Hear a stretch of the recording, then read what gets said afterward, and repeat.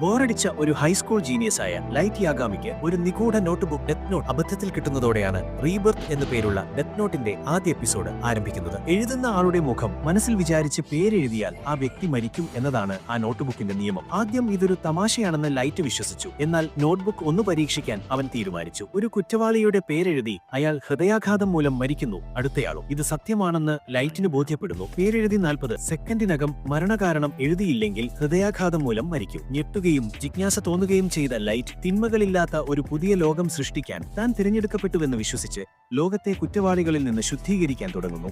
സ്വയം ആ ലോകത്തിന്റെ ദൈവമായി മാറാനാണ് അവൻ ആഗ്രഹിക്കുന്നത്. അതേസമയം ഷിനിഗാമി ലോകത്ത് ബോറടിച്ച് ഡെത്ത് നോട്ട് താഴെയിട്ട മരണദേവനായ റൂക്ക് രസകരമായ ഈ കാഴ്ച കണ്ട് ആസ്വദിക്കുകയാണ്. 5 ദിവസത്തിന് ശേഷം റൂക്ക് ലൈറ്റിനെ നേരിട്ട് കാണാൻ വരുന്നു. ലൈറ്റിന് ഭയമില്ലായിരുന്നു. വാസ്തവത്തിൽ അവൻ റൂക്കിന്റെ വരവ് പ്രതീക്ഷിച്ചിരുന്നു. ഡെത്ത് നോട്ട് ഉപയോഗിക്കുന്ന ആർക്കും സ്വർഗത്തിലോ നരകത്തിലോ പോകാൻ കഴിയില്ലെന്ന് റൂക്ക് മുന്നറിയിപ്പ് നൽകുന്നു. എന്നാൽ ലൈറ്റിന് അതൊരു പ്രശ്നമായിരുന്നില്ല. അവൻ തന്റെ തീരുമാനം എടുത്തു കഴിഞ്ഞിരുന്നു. ഒരു പുതിയ മികച്ച ലോകത്തിന്റെ ദൈവമായി മാറാനുള്ള തന്റെ ദൗത്യം പ്രഖ്യാപിക്കുന്നു.